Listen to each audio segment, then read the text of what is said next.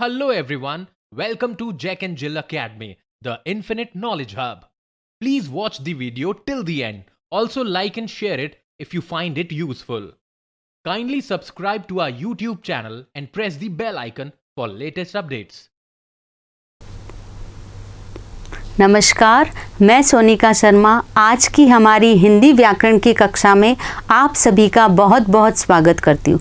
प्यारे बच्चों, अभी हम शब्द निर्माण की प्रक्रिया का एक महत्वपूर्ण विषय पढ़ रहे हैं। इसके अंतर्गत हमने पूर्व की कक्षा में स्वर संधि का पहला भेद जाना।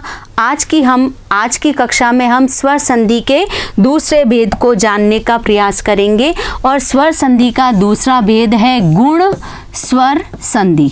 गुण स्वर संधि, इसके नियम जो है वो इस प्रकार है।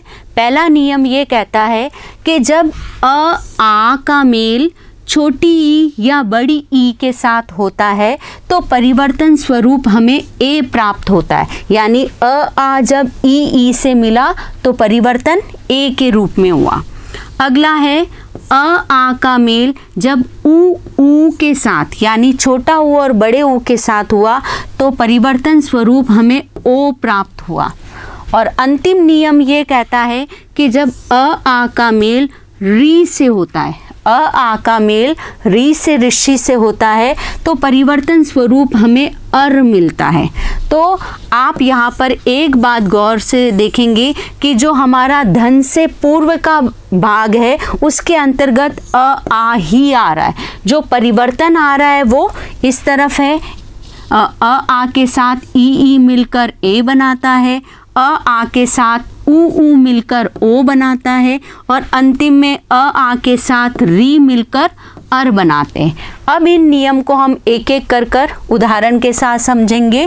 पहला नियम कहता है कि जब आ का मेल ई के साथ होता है तो ए मिलेगा। ए का मतलब हुआ कि हमें एक मात्रा वाले शब्द मिलेंगे। प्यारे बच्चों, संधि को हम मात्राओं से ही पहचान सकते हैं। यानी जिस शब्द में हमें एक मात्रा मिलती है तो हम वहाँ पर ये जान सकते हैं कि ये गुण संधि का उदाहरण है। पहला उदाहरण कहता है कि सुर र के अंतर्गत अ है और धन के बाद में जो है इंद्र, यहाँ पर हमें ई मिला और यही हमारा नियम कहता है कि जब आ का मेल ई से होता है तो परिवर्तन ए के रूप में होता है। तो सुर प्लस इंद्र मिलेगा, बनेगा सुरेंद्र। इस ए की मात्रा से पहचान हो सकती है संधि की। अगला है राजा धन इंद्र। यहाँ पर आ और ई का मेल हुआ और हमें मिला ए, यानी राजा धन इंद्र बना राजेंद्र। यहाँ पर भी हम मात्रा से इसे पहचान सकते हैं। अगला है हमारा लंका प्लस ईश, यानी इधर भी दीर्घ हमें दिखाई दे रहा है, इधर भी दीर्घ दिखाई दे रहा है। जब इनका मेल हुआ तो बना लंकेश, यानी एक मात्रा वाला शब्द हमें प्राप्त हुआ। अगला नियम हमें ये बताएगा कि जब आ, क्योंकि हमने पहले देखा था कि धन से पहले हमें आ ही मिलेगा, धन के बाद वाले जो वर्ण हैं वो परिवर्तित होंगे। आ का मेल जब ऊ से होता है तो परिवर्तन स्वरूप में हमें ओ मिलता है। यानी इस प्रकार की मात्रा को हम देखकर पहचान सकते हैं कि यह गुण संधि का उदाहरण है। भाग्य प्लस उदय, यहाँ पर अ और ऊ का मेल हुआ, ये फिर से हमारा नियम यही हमें बताता है। तो हमें परिवर्तन स्वरूप में मिलेगा भाग्योदय। भाग्य प्लस उदय भाग्योदय। महा प्लस उत्सव, यानी आ का मेल ऊ से हुआ तो बना महोत्सव। अंतिम है गंगा प्लस ऊर्मी, यानी गंगा के अंतर्गत अ है और इधर है हमारा बड़ा ऊ। तो जब अ बड़े ऊ से मिलेगा तो बनेगा ओ, गंगोर्मी।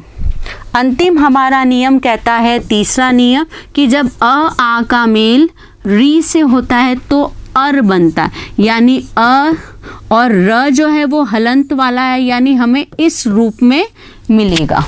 उदाहरण देखिए, देव प्लस ऋषि, देव प्लस ऋषि बना देवर्षि। यहाँ व के अंतर्गत अ है और र यहाँ पर हुआ।